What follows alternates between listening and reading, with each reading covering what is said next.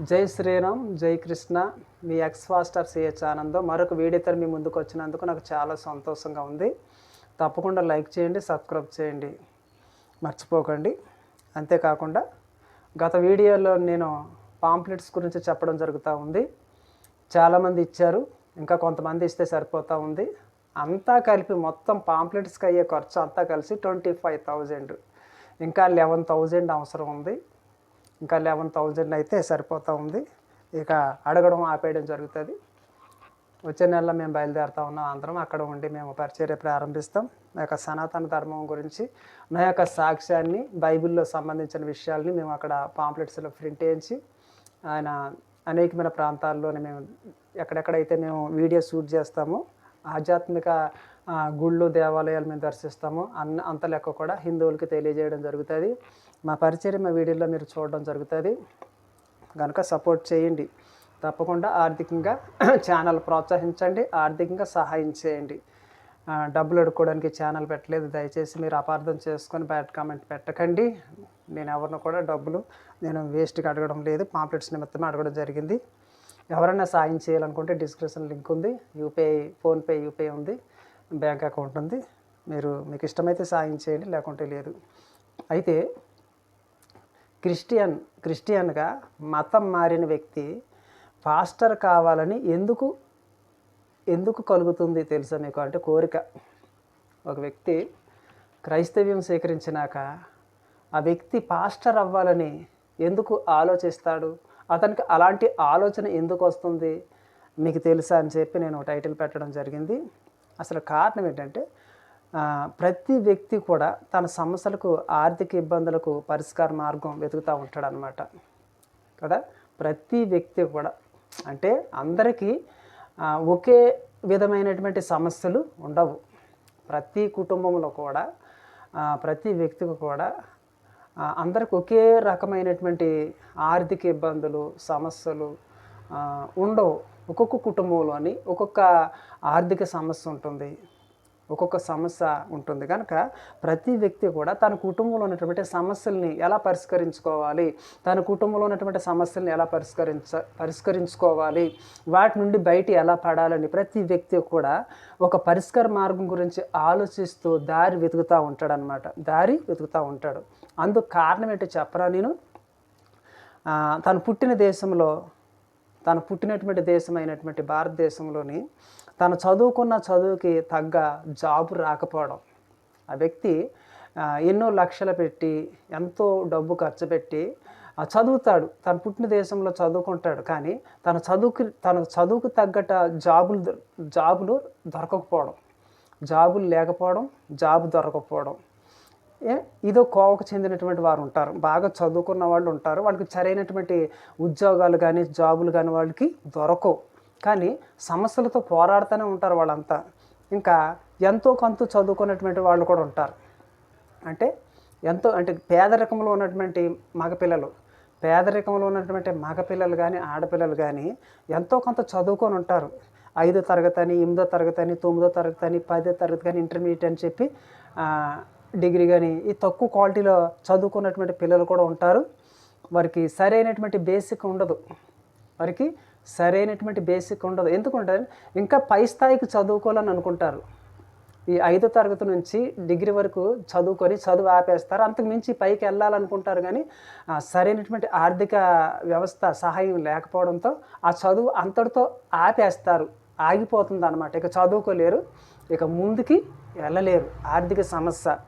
వీళ్ళు కూడా తమ యొక్క లైఫ్లోని మార్గం కోసం వెతుకుతూ ఉంటారు వీళ్ళు, యవనస్తులు కదా.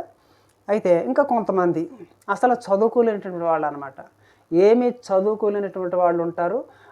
3వ తరగతి, 4వ తరగతి కూడా చదువుకున్న వాళ్ళు, 5వ తరగతి 5, 6, 7, 8వ తరగతి దాకా చదువుకున్న వాళ్ళు ఉంటారు. కొంతమంది చదువుకోలేని వాళ్ళు కూడా ఉంటారు. వాళ్ళు కూడా ఆలోచిస్తూ ఉంటారు. ఆర్థిక సమస్యలతో బాధపడుతూ ఏదైనా పెట్టుబడి పెట్టాలి, ఏదైనా వ్యాపారం చేసుకోవాలి, తన కుటుంబాన్ని పోషించుకోవాలి, ఆర్థిక వ్యవస్థ నుంచి బయటపడాలి కదా, నలుగురికి సహాయం చేయాలి, లేకపోతే మేమన్నా మంచిగా బతకాలని కదా ఆలోచిస్తూ ఉంటారు. కొంతమంది చదువు లేనటువంటి వాళ్ళు కూడా ఆలోచిస్తూ ఉంటారు. మంచి మార్గం కోసం ఆలోచిస్తూ ఉంటారు కదా.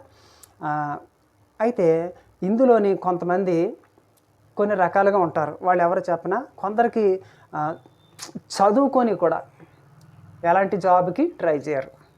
కొంతమంది చదువుకొని కూడా జాబ్కి ట్రై చేయరు. అంతేకాకుండా జాబ్ చేయడం కూడా వాళ్ళకి ఇష్టం ఉండదు. ఎందుకంటే ఒకరి దగ్గర మనం ఎందుకు అణిగిమణిగి ఉండాలి, ఒకరి దగ్గర మనం ఎందుకు జాబ్ చేయాలి, ఒకరి దగ్గర మేము ఒకరి యొక్క అధికారం కింద మేమెందుకు బతకాలి, మా అంతట మేము పైకి రావాలి, మా అంతట మేము సంపాదించుకోవాలి, మంచి పొజిషన్లో ఉండాలని ఆలోచిస్తారు. మంచిదే, కానీ సరైనటువంటి బేసిక్ వీళ్ళకి కూడా ఉండదు. కొందరైతే కష్టపడి సంపాదించడానికి ఇష్టం లేక, కొంతమంది సోమరులు ఉంటారు, వాళ్ళు అసలు కష్టపడడానికి ఇష్టం లేదు. ఇష్టం లేక వాళ్ళు ఒళ్ళు దాచుకొని బద్ధకంతో, సోమరంతో, ఫ్యామిలీని పట్టించుకోక, ఫ్యామిలీకి సహాయం చేయకుండా కదా రోడ్ల మీద తిరుగుతూ ఉంటారు. కొంతమంది చదువుకొని కూడా ఒళ్ళు దాచుకొని బతుకుతారు, కొంతమంది చదువుకోలే కూడా ఒళ్ళు దాచుకొని బతుకుతూ ఉంటారు. అసలు ఫ్యామిలీకి ఎలాంటి సాయం చేయాలని కూడా ఆలోచన వీళ్ళకి ఉండదు. బలాదూరుగా రోడ్ల మీద తిరుగుతూ ఉంటారు. ఆ కుటుంబం ఎలాగుంటుందంటే ఆర్థికంగా నలిగిపోతూ అప్పుల పాలైపోయి సమస్యలతో పోరాడుతూ ఉంటుంది కదా. అలాంటి పరిస్థితుల్లో ఇలాంటి వాళ్ళకి అందరికీ కూడా ఎవరు పరిచయం అవుతారంటే ఒక పాస్టర్ పరిచయం అవుతాడు. ఇలాంటి వాళ్ళకి ఒక పాస్టర్ పరిచయం అయ్యి కదా యేసుక్రీస్తుని గురించి సువార్త చెప్తాడు. యేసుని నమ్ముకుంటే పరలోకము, నమ్ముకోకపోతే నరకము కనుక ఇది నమ్మండి అని చెప్పి అనేకమైన విషయాల్ని వాళ్ళకి బోధించడమే కాకుండా ముఖ్యంగా వీళ్ళకి ఏం బోధించాడంటే, నీకు జాబ్ లేదు కనుక జాబ్ వస్తుంది, వ్యాపారం చేసుకోవడానికి యేసుప్రభు డబ్బులు సాయం చేస్తాడు, జాబ్ రావడానికి మార్గం తెరుగుతాడు, మీ ఆర్థిక పరిస్థితి అవస్థ అంతా కూడా బాగుపడుతుందని చెప్పి ఈ పాస్టరు ఈ యవనస్తులందరికీ, ఈ చదువుకున్నటువంటి వాళ్ళకి, ఈ బద్ధకస్తులందరికీ కూడా ఈ పాస్టరు ఒక విత్తనం ఎత్తుతాడు. వాళ్ళ మైండ్లో ఒక విత్తనం ఎత్తేస్తాడు. తప్పకుండా మీ వ్యాపారంలో పైకి వస్తారు, ఆర్థికంగా సాయం చేస్తాడు, యేసుప్రభుని నమ్ముకోండి మీకు జాబ్ వస్తుంది, యేసుప్రభుని నమ్ముకోండి వ్యాపారానికి కావాల్సిన డబ్బు వస్తుంది, యేసుప్రభుని నమ్ముకోండి మీకు డబ్బు అనుగ్రహించబడుతుంది అని చెప్పి బైబిల్లో ఉన్న విత్తనాలన్నింటిని కూడా ఈ చదువుకునేటువంటి వాళ్ళకి ఒళ్ళు బద్దస్తులు ఉన్నటువంటి వాళ్ళు కూడా ఈ విత్తనాన్ని, బైబిల్లో ఉన్న విత్తనాలన్నింటిని కూడా వాళ్ళ మైండ్లో విత్తేస్తాడు. విత్తేయడంతో వాళ్ళు ఏం చేస్తారంటే బలపడతారు. ఎలా బలపడతారు? నమ్ముతారు. తప్పకుండా ఇది జరుగుతుందని నమ్ముతారు. ఇంకా అక్కడి నుంచి ఏం చేస్తారంటే వీళ్ళు చర్చికి వెళ్తారు కదా. చర్చికి వెళ్ళి బాప్తిజం తీసుకుంటారు. బాప్తిజం తీసుకున్న కాడి నుంచి వాళ్ళు అదే నమ్మకంతో ఉంటారు. ఇక వీళ్ళందరినీ పట్టుకుపోతాడు పాస్టర్. పట్టుకుపోయి వీళ్ళందరూ కూడా బాప్తిజాలు ఇచ్చి కదా వాళ్ళ చర్చికి రప్పించుకుంటూ వాళ్ళకి విశ్వాసం పుట్టిస్తాడు. బైబిల్ మీద, యేసుప్రభు మీద విశ్వాసం పుట్టించి వాళ్ళని చర్చికి నడిపిస్తూ ఉంటాడు అన్నమాట. అయితే వీళ్ళు ఏ రకంగా కూడా జాబ్కి ట్రై చేయరు. ఇంకా మేము యేసుప్రభుని నమ్ముకున్నాం, మాకు జాబ్ వచ్చేస్తుంది, యేసుప్రభుని నమ్ముకున్నాము, మాకు ఫైనాన్షియల్గా సహాయం అందుతుందని వీళ్ళు ఒక పిచ్చి భ్రమలో ఉండి, పిచ్చి ఆలోచనలో, పిచ్చి విశ్వాసంతో జాబ్కి కానీ ఎలాంటి ట్రై చేయకుండా, కష్టపడకుండా, సోమరుగా చర్చికి వెళ్ళడం మొదలు పెడతా ఉంటారు. అప్పటికే వాళ్ళ కుటుంబాలు పతనం అయిపోయినాయి. ఈ చర్చికి వచ్చినాక ఇక ఇలాగా విశ్వాసమనే అవిశ్వాసంతో చర్చికి వెళ్తూ ఉంటారు. ఇంకా వీళ్ళ కుటుంబం ఇంకా చిన్న భిన్నం అయిపోతుంది. ఇంకా ఉన్నది కూడా ఊడి చేయబడుతుంది అన్నమాట. ఇంకా దరిద్రం అనిపిస్తూ ఉంటారు. అలాంటి స్థితిలో ఈ చర్చికి వెళ్తున్నటువంటి యవనస్తులు ఆలోచిస్తారు. ఏమని ఆలోచిస్తారు? మాకు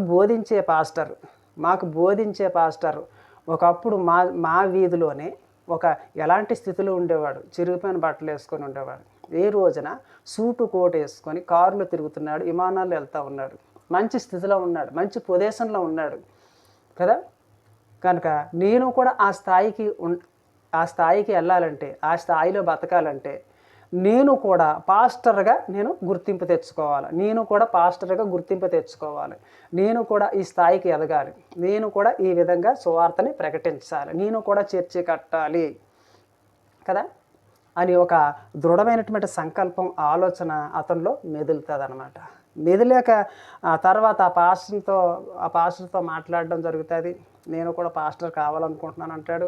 తర్వాత కొద్ది రోజులు ఆ పాస్టర్ వెనకాల తిరుగుతాడు. తర్వాత ఆ పాస్టర్ ఏం చేస్తాడంటే ఈ వ్యక్తికి ట్రైనింగ్కి పంపిస్తాడు. బైబిల్ ట్రైనింగ్కి పంపించినాక అక్కడి నుంచి బయటకు వస్తాడు. అక్కడి నుంచి ఈ వ్యక్తి సువార్త ప్రకటించడం మొదలు పెడతాడు కదా. సువార్త ప్రకటించడం మొదలు పెడతాడు.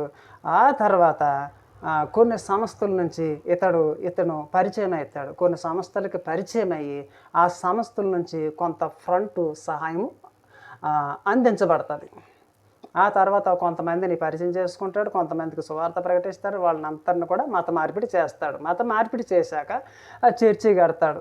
చర్చి కట్టినాక ఆ తర్వాత పాస్టర్గా గుర్తింపు తెచ్చుకుంటాడు. ఆ తర్వాత ఆ చర్చిలో ఒక కానుకల బాక్స్ పెడతాడు కదా. కానుకల బాక్స్ పెడతాడు. ఆ తర్వాత వారం వారం కానుకలు పడతా ఉంటాయి కదా. రోజువారీ కానుకలు వస్తూ ఉంటాయి. ప్రతి నెల కూడా దశమ భాగాలు వస్తూ ఉంటాయి కదా. ఈ విధంగా ఆ వ్యక్తి అంచెంచెల కింద డెవలప్ అయిపోతాడు. అంచెంచె కింద డెవలప్ అవుతాడు కనుక వింటున్నటువంటి మీకు ఏ విధంగా మీకు అర్థమవుతుందో నాకు తెలియదు, కానీ నేను అనుభవంతో చెప్తా ఉన్నాను. నేను ఎంతోమందిని చూశాను. నేను ఎంతోమంది ఈ రోజున హై లెవెల్లో ఉన్నారు కదా. ఎవరైతే పాస్టర్ మార్గంలోకి రావాలనుకుంటున్నారో, ఎవరైతే పాస్టర్ వృత్తిలోకి రావాలనుకుంటున్నారో, ఎవరైతే హిందువుల్ని క్రైస్తవులుగా మార్చాలని మత మార్పిడి చేయాలనుకుంటున్నారో వీళ్ళందరూ కూడా పాస్టర్లు అవుతారు. ఎత్తిన వాళ్ళు అందరూ కూడా హిందువులే. వీళ్ళంతా కూడా ఎందుకు పాస్టర్లుగా మారారంటే వారికి ఉన్నటువంటి పరిస్థితులు, వారికి ఉన్నటువంటి ఆర్థిక ఇబ్బందులు, వారికి ఉన్నటువంటి సమస్యలే ఇందుకు కారణం. కనుక ఇలాంటి పరిస్థితుల్లో ఉన్నటువంటి ఈ ఆర్థిక సమస్యలతో ఉన్నటువంటి వాళ్ళు, జాబు లేనటువంటి వాళ్ళు, కుటుంబ సమస్యలతో పోరాడుతున్నటువంటి వాళ్ళు, కష్టాలతో పోరాడుతున్నటువంటి వాళ్ళు, వీళ్ళందరినీ బేసిక్ చేసుకొని కదా ఈ బైబిలు వాళ్ళందరినీ కూడా తన వైపుకి లాక్కొని వీళ్ళని వాడుకుంటూ వీళ్ళని దేశం మీదకి విడిచిపెడతా ఉంది. ఎంత గొప్ప ఉన్మాదం ఇది కదా. కనుక ఎవరైతే కష్టాల్లో ఉన్నారో, ఎవరైతే బాధల్లో ఉన్నారో వాళ్ళే మత మార్పిడి చేయడానికి టార్గెట్ అన్నమాట. వీళ్ళందరినీ కూడా వాడుకోవడం జరుగుతుంది. ఉద్యోగం లేదా, యేసుప్రభు ఉద్యోగం ఇస్తాడు, రక్షణ పొందు, అయిపోయా, క్రైస్తవంలోకి వచ్చేసాడు వాడు. నీ గర్భఫలం లేదా, యేసుప్రభు నమ్ముకో, రక్షణ పొందు, అంతే. ఈమె బాప్తిసం తీసుకుంది, క్రైస్తవంలోకి వచ్చేసింది.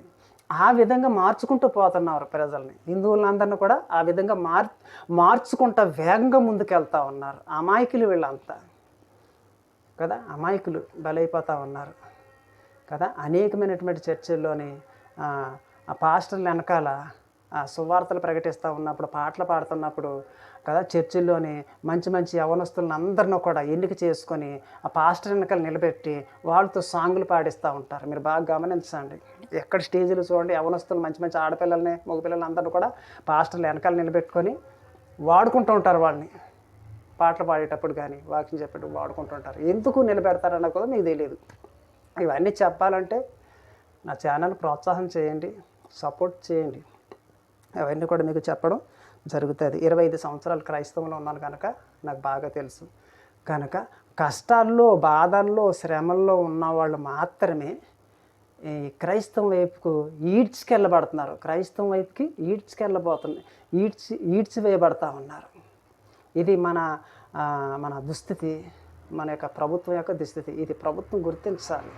మన భారతదేశంలో ఉన్నటువంటి కష్టాల్లో, శ్రమల్లోని సమస్యలతో పోరాడుతున్న వాళ్ళకి సంపూర్ణమైనటువంటి మద్దతు ప్రకటించి, ఉద్యోగాలు ఇచ్చి, ఆర్థికంగా ఆదుకొని, ఈ ఆర్థిక వ్యవస్థనంతా కూడా మెరుగుపరిచి, ప్రజలందరినీ సక్రమైనటువంటి మార్గాల్లో నడపబడుతున్నప్పుడు వీళ్ళు ఎవరు కూడా క్రైస్తవ మతం వైపుకి పరిగెట్టరు, క్రైస్తవ మతాలు కాసి వెళ్ళరు. మన భారత యొక్క సంస్కృతి ధర్మంలోనే నిలబడతారు. ఇది నేను చెప్పడం జరుగుతూ ఉంది. కనుక వీళ్ళందరూ ఈ రోజున లక్షల్లోని వేలల్లోని పాస్టర్లు ఎందుకు అయిపోతున్నారంటే సమస్య ఇదే. సమస్యలతో పోరాడుతూ ఉన్నారు ప్రజలు సమస్యలతో పోరాడుతూ ఉన్నారు. వారికి సరైన పరిష్కార మార్గం దొరకకపోవడంతో అటు క్రైస్తవం వైపు నుంచి ఆ సహాయం అందుతూ ఉంది. క్రైస్తవ వైపు నుంచి ఒక మార్గం తెరబడ్డది. ఆ మార్గం పట్టుకుంటే ఏదో రకంగా బతికేయచ్చు, పైకి రావచ్చు అనే ఆలోచనతో అటు వెళ్ళిపోతూ ఉన్నారు. చాలామందికి ఇది అర్థం కాదు. నేను షార్ట్కట్లు కొన్ని మాటలు మాత్రమే మీకు వివరించడం జరుగుతూ ఉంది. తప్పకుండా లైక్ చేయండి, సబ్స్క్రైబ్ చేయండి. మరొక వీడియోతో మళ్ళీ కలుద్దాం. జై శ్రీరామ్. Thank you. జై భారత్.